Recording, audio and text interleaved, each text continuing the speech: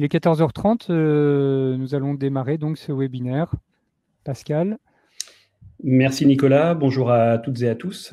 Bienvenue à cette webconférence consacrée à la fonction publique et plus particulièrement qui va traiter de ce qui sont pour nous 6 points d'attention pour pérenniser le télétravail. Alors ce qui est important de noter aussi que c'est le 3e rendez-vous d'un cycle de webconférences qui sont consacrés au télétravail et auxquels vous pouvez pour certains accéder effectivement en replay pour aller un peu plus loin. Alors, cette présentation, elle va être faite à 2 voix. Donc, Nicolas, je te laisse te présenter. Donc, Nicolas Frex, je suis chargé de mission dans le département ECP, études capitalisation prospective de l'ANACT, et je suis plus particulièrement en charge de la coordination des activités menées par l'ANACT et son réseau dans le secteur de la fonction publique. Et donc, Pascal Héret, chargé de mission à l'ANACT également, au département élaboration et des solutions de transfert, et plus particulièrement en charge des questions relatives à la qualité de vie, au travail au sein de ce département. Alors, peut-être en quelques mots, pour ceux qui ne connaîtraient pas le réseau ANACT, ARACT.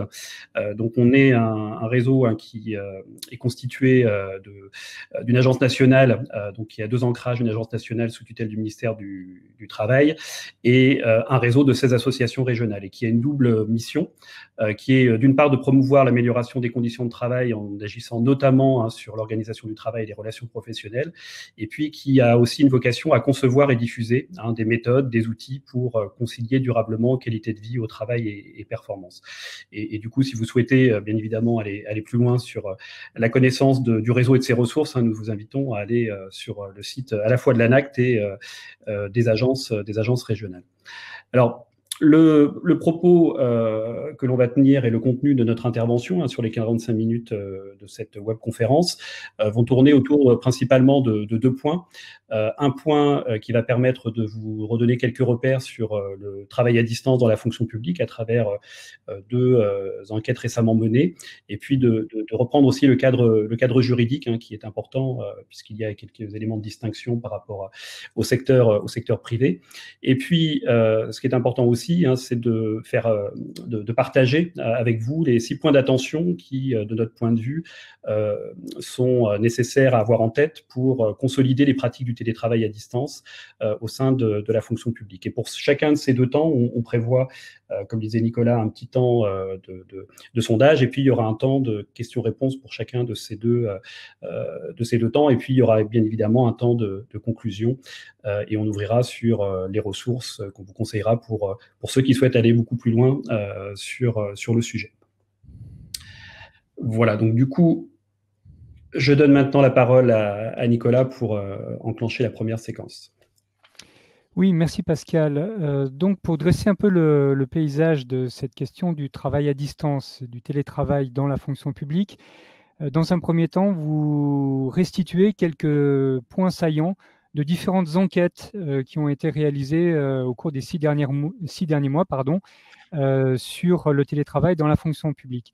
D'une part, les résultats d'une consultation que l'ANACT a réalisée en ligne entre le 8 avril et le 10 mai 2020, qui était ouvert à tout travailleur, qu'il soit d'ailleurs du secteur privé ou du secteur public, mais avec une exploitation effectivement spécifique sur les répondants de la fonction publique, qui représentaient 40% des répondants. D'autre part, une enquête, on va dire, plus qualitative, plus fouillée, menée par l'IAE de Grenoble, également à la fois secteur privé et secteur public, consultation en ligne, sur la même période à peu près, sur un nombre plus limité de répondants, mais sur un nombre plus restreint de structures, et dont environ 50% de répondants sur la fonction publique. Il y a eu également d'autres enquêtes. Vous avez certainement lu dans la presse généraliste ou plus spécialisée des résultats de différentes enquêtes menées au cours de cette période-là. Et sans doute avez-vous entendu parler aussi, peut-être dans les emplois que vous occupez effectivement, d'un retour d'expérience qui a été mené par le ministère de la Transformation et de l'Action publique et de la fonction publique, visant à faire une synthèse en fait des différents retours d'expérience sur comment le travail à distance, comment cette période-là a été vécue par les agents publics au cours des 6 derniers mois. À ma connaissance, les résultats ne sont pas encore publiés, mais ils ont été présentés par le ministère aux organisations syndicales. Simplement vous dire qu'effectivement, dans l'enquête ANACT, il y avait principalement à plus de la moitié des répondants de grosses structures, des structures de plus de 500 agents, et pour presque la moitié, enfin 43%, qui étaient avec une première expérience du télétravail. Donc c'est important de rappeler ça dans la mesure où les résultats des enquêtes dépendent effectivement de la nature de l'échantillon des répondants et aussi, vous l'aurez remarqué, vous le remarquerez, de la période à laquelle ces enquêtes ont été réalisées. Il n'est pas anodin d'avoir réalisé l'enquête en plein confinement au mois d'avril ou de la réaliser ensuite, par exemple, sur les mois de juillet. Alors, quelques éléments de synthèse sur ces enquêtes. Ce qui est important sur les modalités de mise en œuvre du télétravail. Alors, comme toujours, vous trouverez dans ces enquêtes-là, on peut voir les choses sous l'angle des résultats positifs ou des résultats plus mitigés. Il nous a paru important de mettre en évidence ceux qui nous paraissaient les plus pertinents, j'allais dire, sur le moment, et il ne passe pas en revue l'ensemble des résultats, bien évidemment. Alors, sur les modalités de mise en œuvre, si le télétravail était organisé en urgence de façon assez satisfaisante, néanmoins, plus d'un agent sur 3 travaille à distance dans un environnement de travail inadapté. Entendez par là l'aspect poste de travail, environnement matériel et environnement numérique. C'est un résultat assez fort de la consultation ANACT et qu'il importe de prendre en compte justement dans une perspective de consolidation du télétravail. Autre résultat important, c'est effectivement le fait que l'équipement informatique n'était pas toujours adapté à la situation, ce qui a posé effectivement des problèmes aux agents et suscité un certain nombre d'improvisations. Pour donner un ordre d'idée, 20% des répondants de l'enquête ANACT étaient insatisfaits des équipements informatiques mis à leur disposition, alors que les répondants du secteur privé dans la même enquête n'étaient que 10%. Voilà, et donc effectivement, comme je le disais tout à l'heure, sur la perception du télétravail, on avait des vécus très disparates selon les répondants. Sur les effets du télétravail sur le travail lui-même et ses conditions de réalisation, il faut mentionner que 50% des agents ayant répondu à la consultation se disaient plus fatigués qu'à l'accoutumée. C'est une perception qui a été souvent remontée et commentée. 46% avaient le sentiment de travailler plus qu'à l'ordinaire. Il faut néanmoins aussi noter que plus d'un tiers avaient le sentiment de travailler moins qu'à l'ordinaire. Et enfin, près d'un agent sur 5, presque 20%, estimait vivre des relations de travail dégradées. Donc là, on a mis un peu en avant, en quelque sorte, le contrepoint d'un mouvement plus général qui montre les aspects effectivement positifs, unanimement, qui font convergence sur le fait que le télétravail permet beaucoup de choses, a beaucoup d'avantages, mais voilà, à quel coût aussi, et c'est ce qu'on tenait à mettre en avant. Autre effet important, c'est sur la relation managériale, effectivement, et en quelque sorte, le télétravail remet les tâches concrètes et l'organisation, au sens vraiment premier du terme, au centre de la relation professionnelle entre agents et encadrants. Et finalement, ça ramène un peu la relation managériale peut-être à son cœur de métier. Et justement, on a bien vu dans les différentes enquêtes à quel point il était attendu du manager d'être à l'écoute d'une part des besoins de l'équipe et en soutien ressources sur des choses très concrètes auprès de son équipe. Donc, de ce point de vue-là, on pourrait dire, est-ce que la fonction publique est différente du secteur privé? Alors, ce qui la rapproche, effectivement, ce que je viens de présenter, c'est la perception des effets du télétravail sur les conditions de travail. À des degrés plus ou moins divers, on retrouve ces perceptions-là également dans le secteur privé.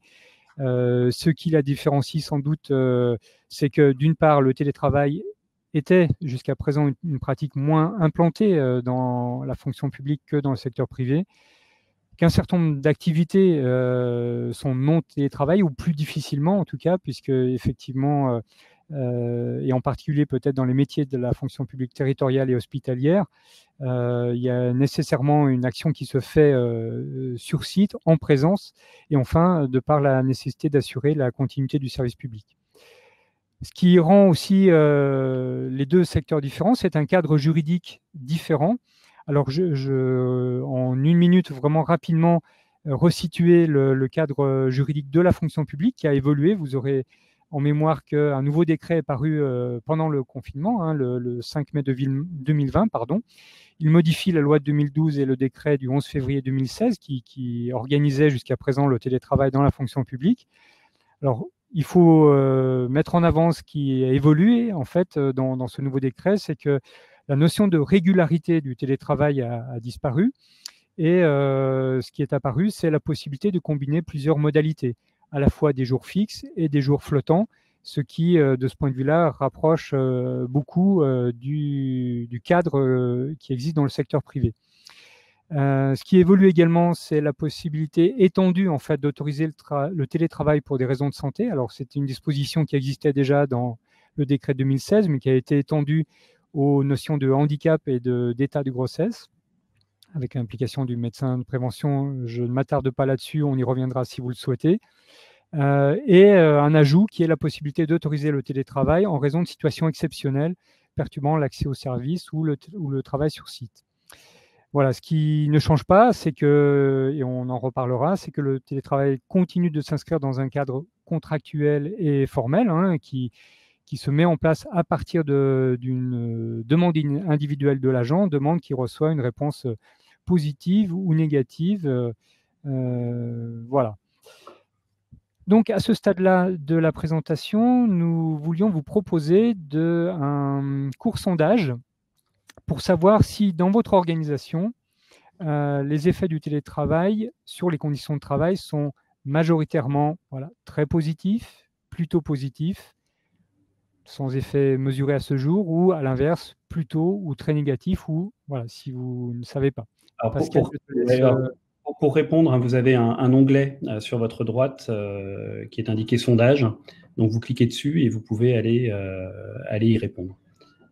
Et dans le même temps, le temps que vous puissiez répondre, là, en quelques secondes, si vous avez des questions, on va aussi prendre un petit temps d'échange et de réponse à vos questions, hein, si vous avez déjà des premières questions qui vous viennent. Le sondage est anonyme, hein.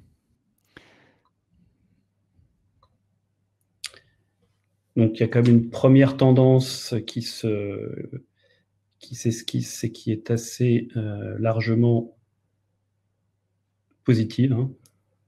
On va encore laisser quelques secondes pour répondre. Alors, j'ai vu tout à l'heure en attendant qu'il y avait une question qui était posée par Valérie par rapport à la distinction qu'on peut faire sur les trois fonctions publiques. Alors, dans le propos qu'on aura autour de cette webconférence, on donnera et on aura des illustrations qui sont issues des trois versants, hein, de la fonction publique, mais on n'a pas une analyse poussée qui permette sur chacun des points d'avoir des éléments de distinction avancés, hein, à ce stade. Mais néanmoins, sachez qu'il y a effectivement dans les illustrations et dans les propos qu'on aura des sources qui sont issues des trois versants, en tout cas dans les bonnes pratiques ou dans les exemples qu'on peut d'ores et déjà identifier. Du coup, par rapport au sondage, on va peut-être le clôturer. Je vois que les scores ne bougent plus, donc on doit être au terme. Donc on a quand même une tendance qui est très positive, hein, puisqu'on a 11% de très positifs et 65% d'entre vous qui estiment qu'effectivement les résultats sont plutôt positifs. Donc on est à 76% de tendance positive et il y a 13% de vote blanc, hein, qui ne se prononce pas ou qui effectivement ne se positionne pas. Donc ça confirme, et c'est ça qui est intéressant, la tendance globale des enquêtes sur les effets positifs. Donc ça, c'est intéressant. Et dans tous les cas, même si effectivement les résultats sont positifs, hein, il nous semble qu'il y a quand même un enjeu aussi pour vous, hein, à voir quels peuvent être les effets, ou en tout cas le suivi de la mise en œuvre, hein, du nouveau décret, et de voir dans quelle mesure, dans ces modalités, il a pu, au-delà des effets positifs, hein, généraux, produire des effets spécifiques ou non. Voilà, donc on vous propose, puisque je regardais, alors je ne sais pas s'il y a d'autres questions. Oui, alors nous allons effectivement garder en réserve un certain nombre de questions que vous posez d'ores et déjà et pour lesquelles nous avons quelques éléments à vous proposer dans la suite de la présentation.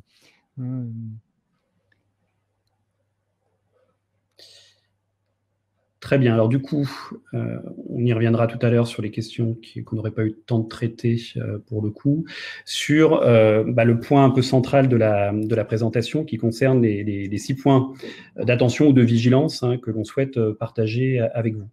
Donc on va les développer un à un. Je ne les reprends pas ici. Vous avez là une présentation globale de ces 6 dimensions.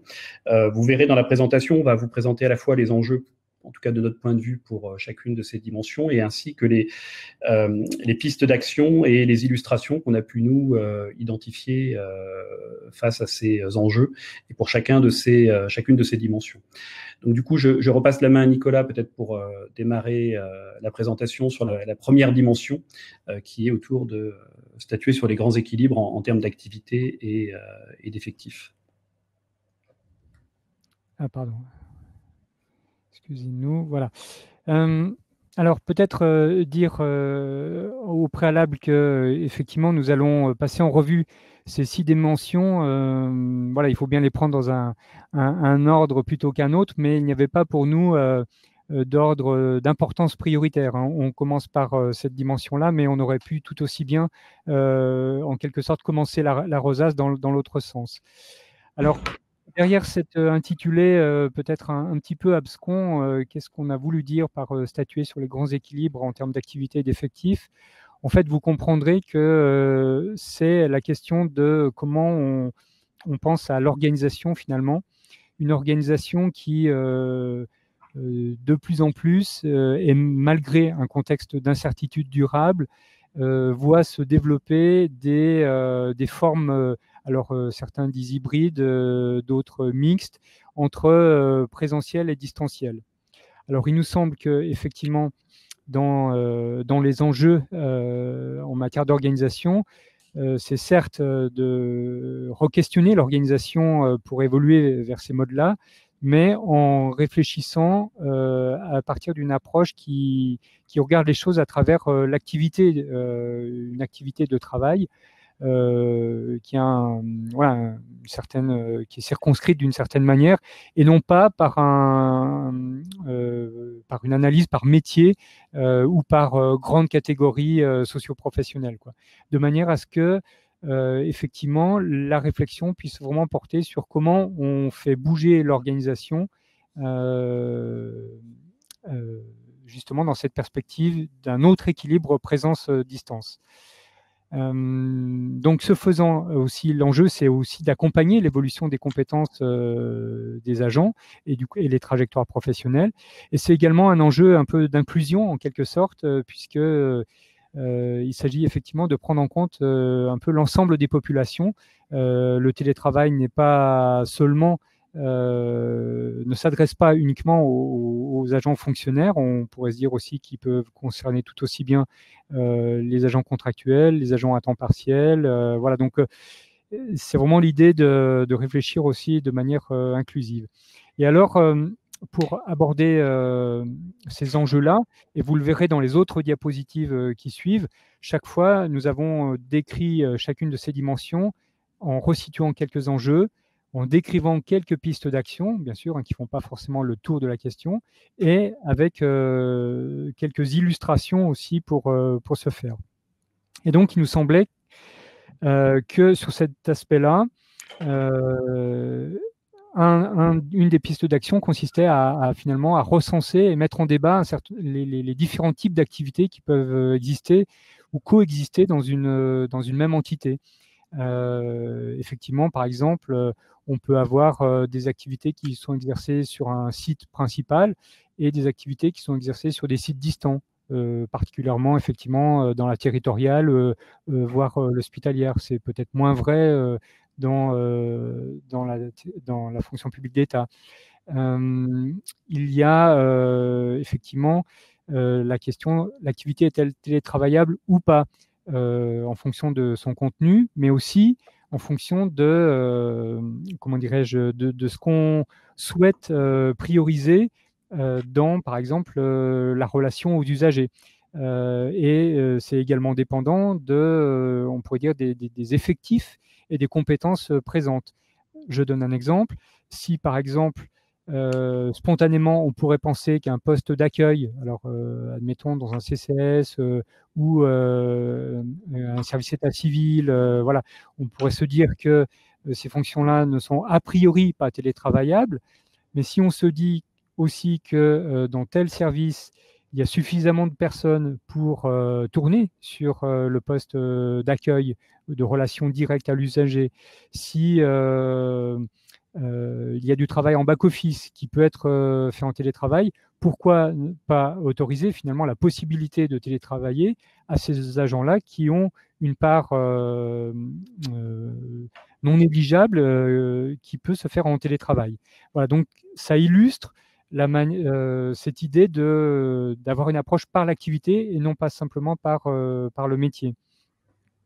De la même manière, on peut aussi aller plus loin dans ensuite l'organisation et mettre en place ou adapter des outils qui sont déjà des outils utilisés, on pourrait se dire très classiquement par les managers pour le fonctionnement collectif, qui sont des outils de type planning et dans lesquels on peut inclure effectivement des codes qui indiquent, des codes couleurs par exemple, qui indiquent effectivement la présence ou le travail à distance, ainsi que les gens qui sont absents. Donc ça permet d'avoir voilà, des outils finalement assez simples, utilisables, j'allais dire de manière assez classique, comme l'étaient les outils de type planning et suivi d'activité. Ensuite, c'est davantage, et on l'abordera après, sur l'aspect relationnel, dans la relation à la fois managériale et dans la relation transversale entre collègues, que les choses vont se jouer. Mais dans les outils de gestion au quotidien de l'organisation, finalement, on a des choses qui peuvent être assez simples à utiliser, quoi. Alors, on ne va pas développer l'ensemble parce que vous avez vu que les slides sont assez chargés, hein, mais voilà, on voulait vous laisser un document assez étoffé, et du coup, comme vous pouvez le télécharger, vous verrez, vous pourrez vous y reporter autant que de besoin. Voilà, je n'en dis pas plus pour l'instant sur cet aspect-là, et je passe la parole à Pascal. Merci Nicolas. Et puis on note au fur et à mesure vos questions en lien aussi avec les sujets et on les abordera puisqu'il y a quand même des liens entre les différentes thématiques qu'on aborde dans la séquence questions-réponses tout à l'heure.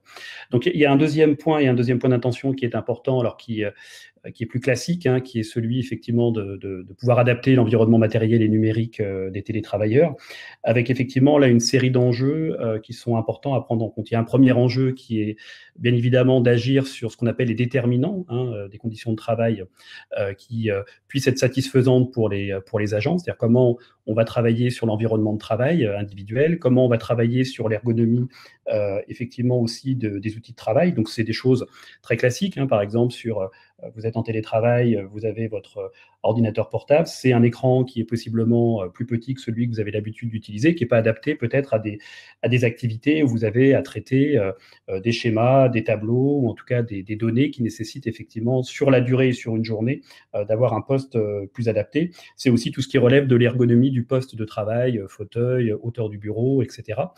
Ce qui est important aussi, au-delà de ces aspects matériels sur lesquels on va agir, c'est aussi du coup de les prendre en compte dans la manière dont on va aussi faire les futurs investissements matériels et techniques. C'est-à-dire que ça pose aussi la question de bien prendre en compte les spécificités du télétravail à distance dans la façon dont on va aussi acheter, investir dans le matériel, et du coup c'est une donnée supplémentaire à intégrer. Et ça pose du coup aussi dans la politique d'achat la question du lien et de l'articulation aux besoins des utilisateurs. Une question aussi qui est posée et un enjeu autour de cette adaptation de l'environnement matériel, c'est la question de la maintenance.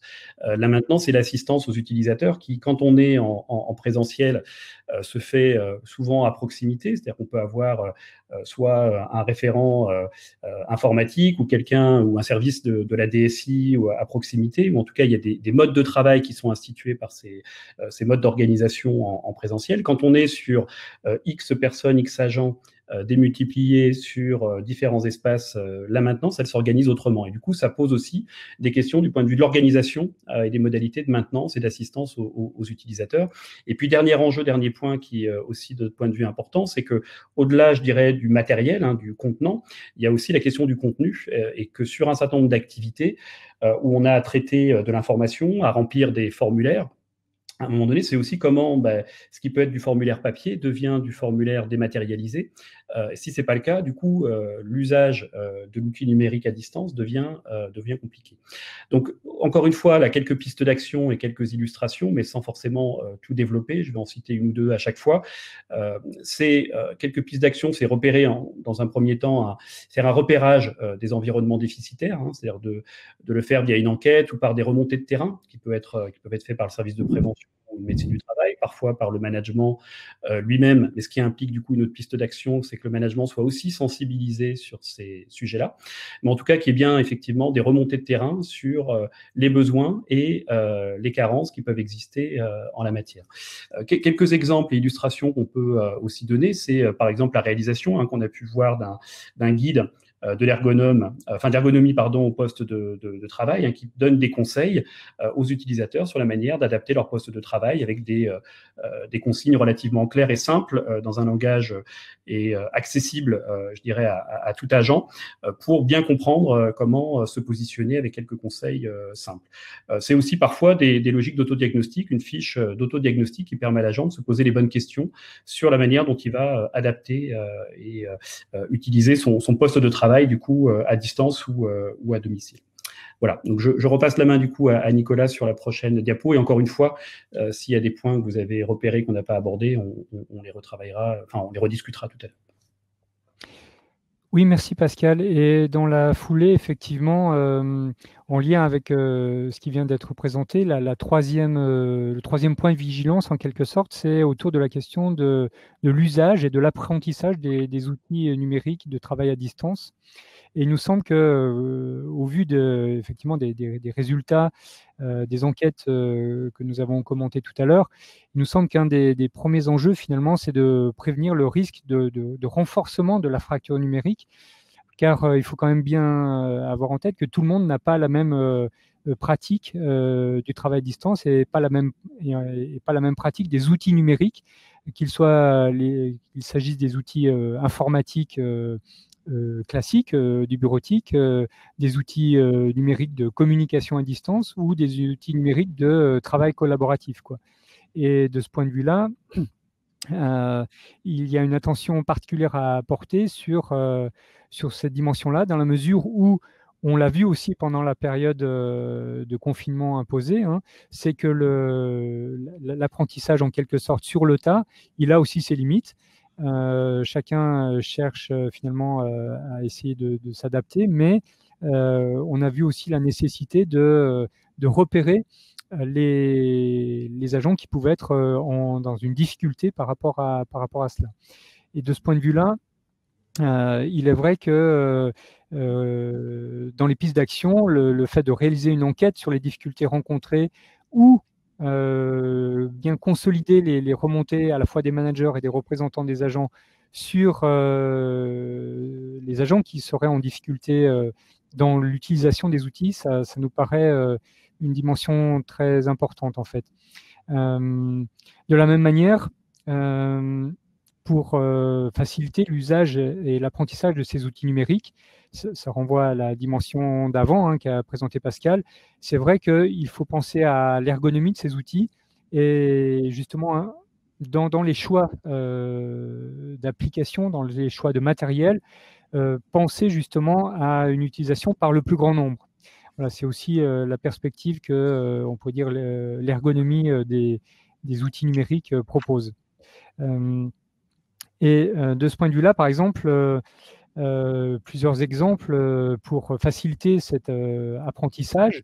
Dès lors qu'effectivement un certain nombre d'agents peuvent se retrouver en difficulté, même avec les outils basiques, On peut imaginer, on l'a vu dans une collectivité, un appui proposé par des agents qui avaient des compétences de médiateurs du numérique et médiateurs multimédia.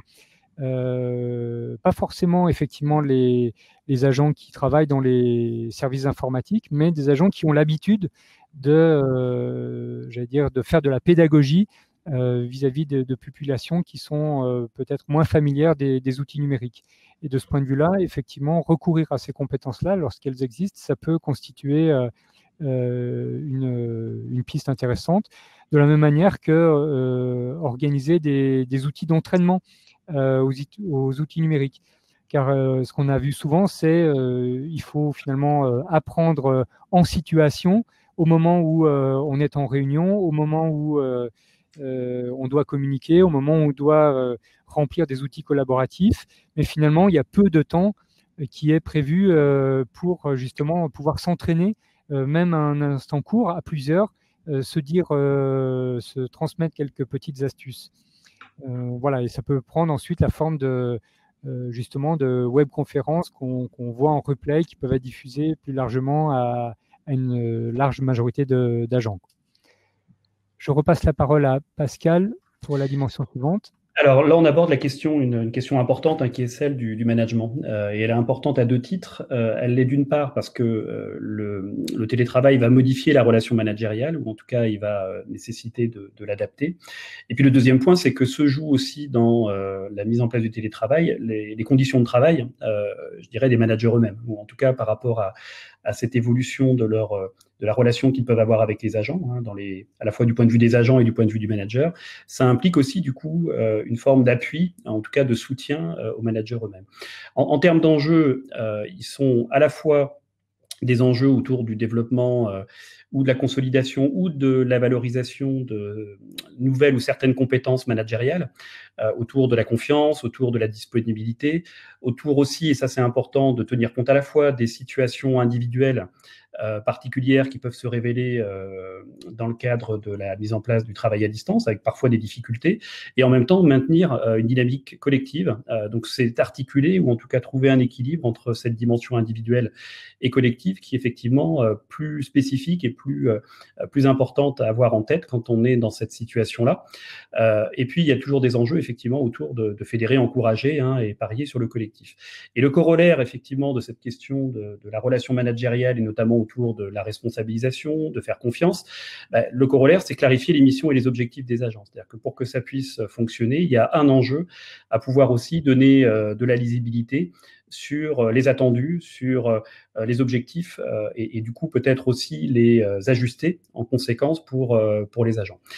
Et plus globalement, cette question de la relation managériale qui effectivement est modifiée dans le cadre de la mise en place du télétravail, c'est que ça va nécessiter de modifier, ou en tout cas de retravailler la question de la coordination, des modes d'apprentissage et de coopération collectif au sein d'une équipe dans le cadre de cette modalité organisationnelle. Donc on voit bien qu'il y a toute une série d'enjeux qui sont aussi des points importants pour réussir le passage et la transition vers le télétravail. En termes de pistes d'action, ça passe donc à la fois par des appuis aux managers, ça peut être proposer un dispositif de soutien aux managers, ou alors favoriser ou reconnaître, c'est ce qu'on a vu dans certains cas, des pratiques, des communautés managériales qui se sont aussi à la fois construites, consolidées pendant notamment la période du confinement, mais en dehors des outils et des canaux habituels du fonctionnement de la collectivité, par exemple, et qui, du coup, il faut aussi pouvoir laisser vivre pour aussi favoriser ce collectif et cette entraide managériale. Et puis, il y a aussi, ce que disait tout à l'heure aussi Nicolas, le télétravail et cette relation à distance implique aussi de recentrer le travail du manager sur le travail lui-même et moins sur des activités qui peuvent être aussi importantes, mais de reporting ou qui seraient un peu plus connexes au travail. Et du coup, ces temps qui sont plus privilégiés, plus courts de relation avec l'agent, nécessitent d'être beaucoup plus centrés sur le cœur de l'activité, le travail, et du coup aussi des activités de régulation et d'ajustement par le manager. Donc en termes d'illustration, ce qu'on a pu voir, c'est des communautés managériales via intranet ou l'utilisation de WhatsApp, qu'on a pu voir aussi se développer. C'est aussi des nouveaux rituels managériaux qui se mettent en place, avec l'idée que les réunions qui pouvaient exister ou les relations en présentiel, du coup, se transforment par un mail hebdomadaire, par une lettre d'information, par des points bilatéraux avec les collaborateurs, et puis aussi des réunions peut-être plus courtes, parce que quand on le fait en visio, par exemple, à la distance, on a des temps plus courts, mais peut-être plus nombreux. Donc, c'est toutes ces évolutions qu'on a pu voir et qui, du coup, modifient effectivement le management, ses pratiques et globalement l'organisation managériale. Et là, il y a un point de vigilance important pour soutenir et accompagner les managers et les équipes sur ces évolutions. Merci Pascal. Cinquième dimension, réguler et prévenir les risques d'atteinte à la santé. Alors, c'est une dimension importante qui a été beaucoup mise en avant dans les témoignages, dans les enquêtes qui ont été réalisées au cours des derniers mois. Juste pour essayer de pointer quelques éléments sur cette dimension-là. D'une part, dire qu'effectivement, on a beaucoup parlé effectivement, des troubles ou des risques psychosociaux qui pouvaient être associés au travail à distance, au télétravail. Néanmoins, il nous semblait important de rappeler qu'il y a d'autres risques aussi qui sont bien présents et qu'il importe de prendre en compte. Effectivement, on a parlé tout à l'heure de la manière dont l'environnement de travail à domicile pouvait être organisé de manière plus ou moins ergonomique, et auquel cas, effectivement, les questions de TMS, de troubles musculo-squelettiques sont importantes à prendre en compte. Et de la même manière, une enquête récente d'ailleurs a publié certains résultats, les risques, d'autres risques spécifiques, comme par exemple la gêne auditive, dont on parle peut-être pas assez sur les lieux de travail, mais effectivement qui a été plus particulièrement du coup mise en exergue sur ce travail à domicile. Voilà, donc ne pas seulement se centrer sur les risques psychosociaux. Dans les pistes d'action, évidemment, l'idée c'est de, en quelque sorte, pas simplement se focaliser sur la prévention tertiaire, c'est-à-dire l'accompagnement des agents qui seraient en difficulté ou en mal-être, mais plutôt, bien évidemment, de penser et de réduire, de prendre en compte les risques dès l'amont, en fait, dans la manière dont le projet télétravail peut être organisé. Et pour ça, il est vrai que le fait d'avoir pu mener des retours d'expérience, des REX ou des RETEX selon l'appellation, mais il y en a eu beaucoup dans la fonction publique, ce sont des éléments qui doivent participer effectivement, certes, de l'expression des agents sur leurs conditions de travail, mais il est nécessaire que quelque sorte, ces expressions, ces remontées, puissent d'une part alimenter le document unique d'évaluation des risques qui permet de le mettre à jour, mais aussi de penser le projet de travail, télétravail ou travail à distance sous un angle qualité de vie au travail, voilà, qui intègre un peu les différents enjeux et pas simplement sous l'angle en quelque sorte organisationnel. Donc ça, à titre d'illustration, effectivement, les manières de faire ou d'appréhender ces risques et de les réguler sont nombreuses. J'ai déjà parlé des groupes de travail, mais effectivement, on a déjà évoqué tout à l'heure des systèmes d'auto-évaluation. Effectivement, par exemple, un outil d'auto-évaluation par les agents des risques relatifs à sa situation de travail à distance. C'est aussi former, bien sûr, les membres de CHSCT, former et mobiliser les assistants et conseillers de prévention, car aujourd'hui, en fait, le travail à distance, et on en est sans doute qu'au début, on le connaît encore, on commence à en connaître un peu les effets, on commence à appréhender un certain nombre de modalités qui permettent d'en limiter les effets les plus négatifs, mais néanmoins, voilà, il y a encore du travail à approfondir sous cet angle-là. Je te passe la parole, Pascal, pour la dernière dimension. Merci, Nicolas. Alors effectivement, la dernière question, elle sera plus long terme, mais en tout cas, on le voit, y compris dans le secteur privé. C'est la question de la relation et des espaces de travail, finalement, qui peut être posée plus largement. Alors, du coup, en termes d'enjeux, ce qui nous semble important à mettre en avant, c'est d'une part de trouver un équilibre entre différentes dimensions hein, qui doivent s'articuler entre la stratégie d'occupation des espaces et des lieux de travail, les usages aussi du télétravail, du travail en présentiel et de la coexistence de ces approches-là, et puis les conditions de travail, c'est-à-dire dans quelle mesure on préserve les conditions de réalisation du travail dans ces conditions qui évoluent. Donc ça, c'est un point important. Le deuxième point, c'est comment on organise une nouvelle répartition du travail dans l'espace dans un contexte où on a une mixité et une multiplicité de lieux. Et on le verra à travers les exemples qui sont donnés. Un autre axe aussi qui peut être abordé, on le réabordera un petit peu tout à l'heure, sur l'impact écologique de l'extension du télétravail. C'est-à-dire qu'effectivement, on le voit, et c'est aussi dans les discours hein, qu'on retrouve notamment pour des collectivités locales où il y a des enjeux aussi autour effectivement du développement durable hein, et des politiques de développement durable, des effets du télétravail sur l'empreinte carbone au regard du nombre de kilomètres en moins qui ont du coup qui n'ont pas été effectués par les agents. Donc au-delà de la question effectivement de l'articulation vie professionnelle, vie personnelle et de ce que ça peut apporter du point de vue de la qualité de vie au travail, c'est aussi des enjeux autour de cette question de l'impact écologique lié aux espaces de travail.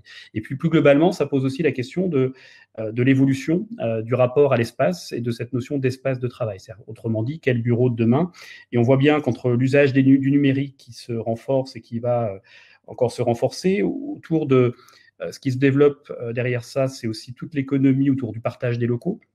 Ça pose la question, voilà, très clairement de peut-être la fin, ou en tout cas la question de l'espace de travail unique. C'est-à-dire qu'on voit bien à travers ce qui se passe aujourd'hui qu'on est sur une multiplicité d'usages, de lieux de travail, et que ça, effectivement, ça modifie un certain nombre de choses. Alors, en termes de pistes d'action et de ce qu'on peut repérer, c'est développer des tiers-lieux, donc télécentres, espaces de coworking, hein, ça c'est quelque chose qui se développe hein, fortement, et aussi le partage d'espaces de travail entre organisations publiques, voire au-delà.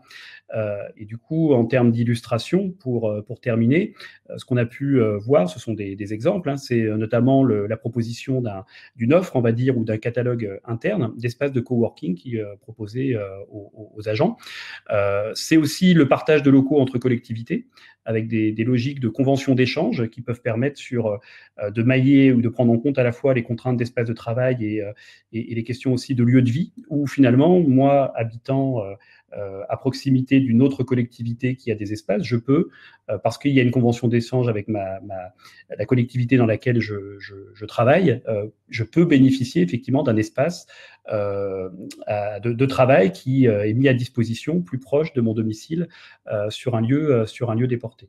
Et puis, c'est aussi de la mise en place, on a quelques exemples d'espaces de travail qui sont mis à disposition d'usagers extérieurs. Et là se joue peut-être la collaboration et l'ouverture à des télétravailleurs issus d'entreprises privées qui pourraient utiliser potentiellement des espaces de travail de collectivité avec tous les enjeux derrière qu'on a pu un petit peu aborder tout à l'heure, de sécurité aussi. Mais c'est des choses qu'on voit apparaître aujourd'hui dans les pratiques autour des espaces de travail.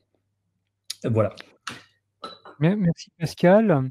Le temps tourne, donc nous allons passer immédiatement à un deuxième sondage en fait pour vous demander, avant d'aborder effectivement les réponses à vos questions et la dernière partie du webinaire, lequel de ces 6 points de vigilance, lequel vous semble prioritaire aujourd'hui dans votre organisation?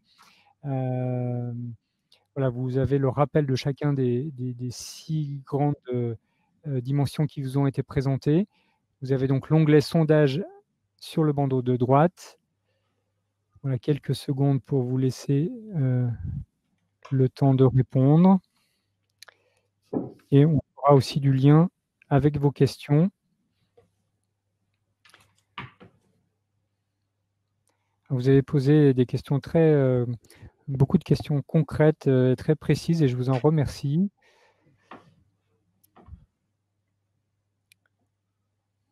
Est-ce qu'on voit des premières tendances? A priori, la question du management, elle recueille, voilà, ça oscille entre 50 et 52%. Là, donc c'est a priori la première dimension qui vous enfin, celle qui vous semble la plus prioritaire aujourd'hui.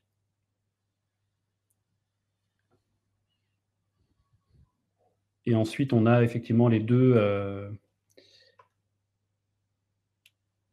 ce qui se détache un petit peu, peut-être les deux premières dimensions qu'on a vues autour de l'environnement matériel et numérique.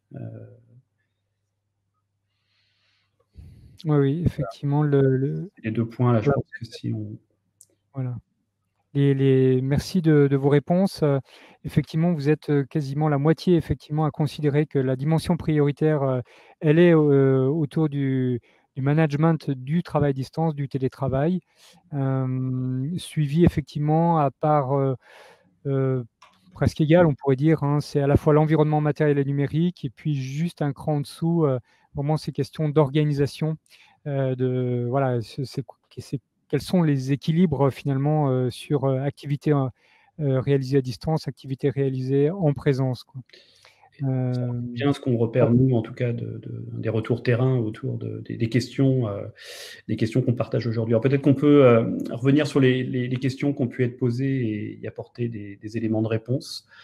Alors je démarre. Il y a une première question qui nous avait été posée au début de la webconférence par Mylène autour de comment gérer le caractère télétravaillable ou pas du télétravail. Alors du coup, peut-être la première réponse, et tu compléteras Nicolas, que j'ai envie d'apporter, ça renvoie à ce que Nicolas évoquait tout à l'heure sur le fait que quand on doit se poser la question du télétravail, elle ne doit pas se poser forcément en termes de métier, c'est-à-dire qu'elle doit se poser en termes d'activité. C'est-à-dire que l'enjeu, il est dans un premier temps de pouvoir repérer comment, dans une activité d'un salarié, ce qui peut être télétravaillable ou pas. On peut avoir des cas où, même si on peut avoir des postes qui sont à proximité et au service du public, hein, qui doivent être plutôt sur site, dans certains cas, on peut avoir quelques activités qu'on peut appeler de back-office qui peuvent être éventuellement, même si c'est 10-20%, des activités potentiellement travaillables. Et dans ce cas-là, si le temps qui est consacré à cette activité-là et si il y a le souhait effectivement de la personne et les possibilités d'organiser le télétravail, c'est pas forcément impossible. Mais après, ça, effectivement, ça nécessite d'avoir une analyse un peu fine autour de l'activité, de ce qui peut être télétravaillable et des conditions dans lesquelles on peut mettre en place le télétravail. Donc, on vous invite vraiment à sortir des logiques autour des métiers et des emplois, parce que parfois on a des idées reçues ou des idées préconçues sur ce qui peut être télétravaillé ou pas. Et ça implique aussi d'avoir une discussion avec les collaborateurs sur leur perception aussi de ce qui peut être télétravaillable ou pas dans leur activité. Et c'est aussi une matière, quand on parlait peut-être de manager le travail, de re-rentrer dans ce qui est le travail réel des agents.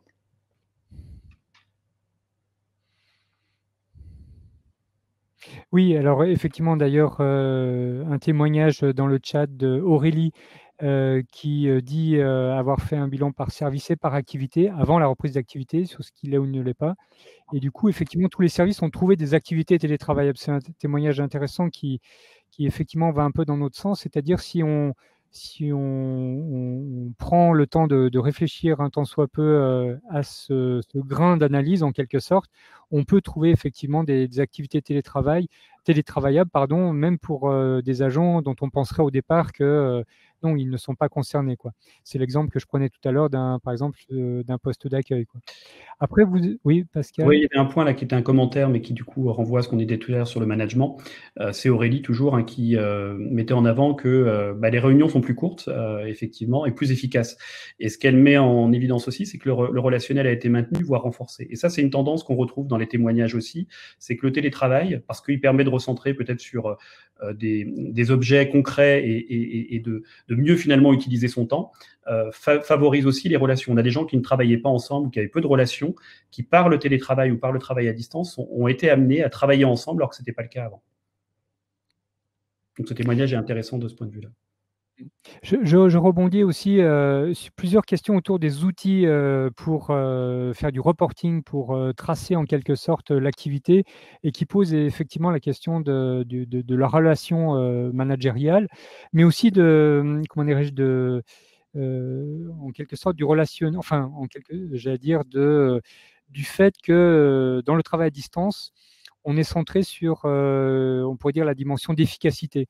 il y avait un commentaire tout à l'heure dans le chat qui disait qu'effectivement, les réunions en visio étaient plus courtes et plus efficaces, car obligeant à se centrer sur l'objectif, ce qui est vrai. Je pense que malgré les tâtonnements du départ, finalement, c'est ce qu'on constate. Mais tout un chacun constate également le fait que comment on pourrait dire, la compétence collective, finalement, elle se construit aussi dans d'autres moments de partage et d'échange quand on n'est pas centré sur l'objectif de la réunion, quoi. Donc ça, c'est un premier commentaire pour dire aussi comment le contrepoint finalement du travail en visio. Et pour ce qui est des outils de reporting, effectivement, on peut en trouver un certain nombre qui sont effectivement des outils partagés du coup, mais il nous semble que le plus important au-delà de la forme de l'outil, c'est la question effectivement de se mettre d'accord en fait entre le manager et l'agent, mais également peut-être de l'aborder collectivement, parce que c'est aussi entre guillemets le biais de la manière dont le télétravail est conçu, à savoir ce sont des demandes individuelles auxquelles on répond, auxquelles l'employeur répond, mais voilà, ça engage immédiatement tout le collectif, en fait, tout le fonctionnement collectif, quoi. Et du coup, dans les outils de reporting, on peut aussi imaginer qu'il y ait une discussion au niveau de l'équipe, au niveau du service, par exemple, pour se mettre d'accord sur la manière et la fréquence à laquelle on remplit un outil. Par exemple, on a vu dans une collectivité, alors c'était plus au moment du confinement, mais la mise en place d'un outil de type ils appelaient ça journal d'étonnement. Voilà, c'était une manière, on était en plein confinement, en pleine recomposition des activités, et finalement leur activité qui s'était réduite et était complètement modifiée. Finalement, le plus important considéré par ce service-là à ce moment-là, c'était de dire j'ai besoin de vos retours qualitatifs en fait. Je n'ai pas tellement besoin de savoir finalement que vous faites en avancement de dossier, puisque tous les dossiers sont un peu en suspens. Mais j'ai besoin que vous me remplissiez ou que vous me fassiez état de ce qui vous marque. Et donc, ils avaient mis en place collectivement un journal d'étonnement, voilà, partagé. Alors peut-être juste 2-3 dernières questions auxquelles on répond pour ne pas trop dépasser. Il y avait la question d'une grille pour les activités télétravaillables. Alors il n'y a pas forcément de grille préétablie d'activités télétravaillables, ça doit être travaillé au cas par cas. Et là, on vous invite à aller vers le kit télétravail ou le prochain webinaire qui sera le 4e webconférence qui travaillera sur les outils et les méthodes. Donc là, vous aurez des éléments de réponse.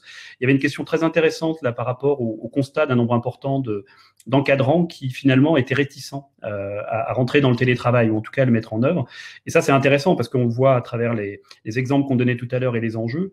Le télétravail, le travail à distance modifie la relation managériale, en tout cas interroge les pratiques et l'organisation managériale. Donc d'une certaine manière, c'est, je dirais presque logique, qu'il y ait effectivement des réticences d'entrée, mais c'est aussi une opportunité pour retravailler la question managériale. Et d'ailleurs, on voit bien que le motif d'entrée dans le télétravail, c'est à la fois une affaire individuelle avec des demandes et des sollicitations du personnel, mais c'est aussi une volonté pour la collectivité de repenser la question managériale et de la relation managériale. Donc c'est un vrai sujet qui doit être... c'est pas parce qu'il y a des réticences qu'on ne doit pas essayer de travailler ce sujet-là, mais sous l'angle aussi de qu'est-ce que ça modifie des pratiques managériales, mais aussi comment on préserve et on est vigilant aux conditions de travail et aux conditions de réalisation du management. Ça me semble un point important comme on l'évoquait tout à l'heure. Nicolas, je te propose qu'on finalise. Je pense qu'on a répondu à un certain nombre de questions aussi pour tenir compte de l'horaire. On a déjà un peu dépassé. Peut-être. Oui, finir sur ce qui est important, c'est finalement les enjeux. C'est-à-dire qu'on voit bien que le télétravail, il peut être vraiment une modalité pour contribuer à la politique sociale et environnementale d'une collectivité, d'une administration, à la fois parce qu'il y a des besoins d'évolution du cadre réglementaire, et ça c'est effectivement important, ou des choses qui nécessitent d'être précisées. C'est aussi le télétravail comme levier d'attractivité autour de l'image du travail dans la fonction publique, de l'image des métiers. C'est aussi penser le télétravail comme un appui à une politique de responsabilité sociétale des entreprises. C'est un axe aussi, ou une modalité pour agir sur plusieurs des axes de cette politique. Et puis, le projet télétravail comme étant un moyen de s'inscrire aussi dans une démarche QVT, c'est-à-dire comme étant un objet de transformation qui permet aussi de lancer une démarche QVT. Donc, ça peut passer en termes de pistes d'action par un accord télétravail, par de nouveaux projets de services intégrants de télétravail ou centrés sur la réflexion autour de l'organisation du travail à distance, la mise en place d'une démarche QVT à partir d'un projet axé sur le télétravail, mais c'est aussi ce qui relève des plans de déplacement de l'administration, qui permettent de travailler sur la mobilité et en même temps à travailler sur le développement durable. Et que ça, c'est effectivement aussi un axe sur lequel le télétravail peut être une composante importante de la réflexion autour de ces plans de déplacement de l'administration. Voilà, du coup, peut-être faire un petit point, mais vraiment très rapide, avec l'approche du réseau ANACT, où on voit bien que la question du télétravail, et à travers les différentes dimensions qu'on a pu aborder, on essaye de couvrir ces différentes dimensions de notre approche du télétravail. C'est que le télétravail, c'est à la fois une approche individuelle, c'est des demandes d'individus qui souhaitent effectivement travailler selon cette modalité. C'est aussi une approche collective, parce qu'on voit bien aujourd'hui que c'est un phénomène qui... même s'il peut y avoir des allers-retours, et on voyait les chats du télétravail qui n'a pas forcément perduré dans tous les cas, mais en tout cas, il y a cette double dimension à prendre en compte, et que ça implique deux enjeux, à la fois d'avoir une vraie réflexion sur l'organisation, c'est-à-dire d'avoir une réflexion sur considérer que le télétravail, c'est aussi une modalité qui re-questionne l'organisation, qui doit être pensée comme telle, et qu'en même temps, c'est aussi un levier, et c'est un moyen de pouvoir aussi avoir une approche plus sociale, un peu plus stratégique aussi, autour de comment le télétravail fait évoluer les pratiques et répond à des enjeux nouveaux. Et que du coup, à travers les 6 dimensions qu'on évoquait, on retrouve bien, et le dernier point, la dernière ouverture que l'on faisait, on retrouve ces différents ensembles de notre approche autour du télétravail. Je te laisse conclure pour le coup, Nicolas. Nous arrivons à la fin de ce webinaire, et du coup, nous voulions vous indiquer quelques ressources en fait pour continuer d'approfondir cette question du travail à distance. D'une part, voilà, d'autres rendez-vous du cycle rentrée 2020 à télétravail, un dernier rendez-vous de ce cycle de 4 webinaires qui aura lieu donc lundi prochain matin à 11h15, où là vous seront présentés effectivement vraiment les outils développés par l'ANACT et son réseau, le kit télétravail, le jeu et les formations, voilà toutes les solutions élaborées pour concevoir le télétravail dans un cadre qualité de vie au travail. Vous pourrez revoir en replay ce webinaire ainsi que les autres.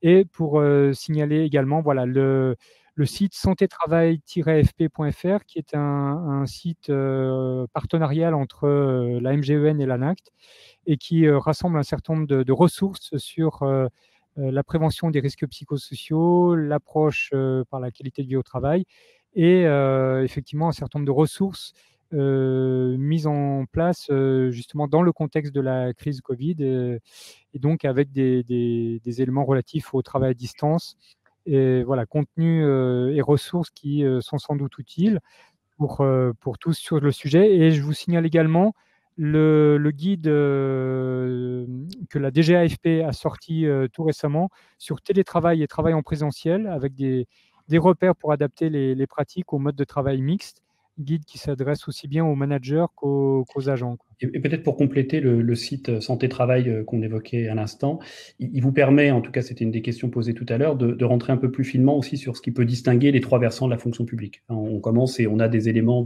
qui permettent de l'approcher. Donc ça peut être un élément de réponse. Tout à fait. Voilà, nous arrivons donc au terme de ce webinaire.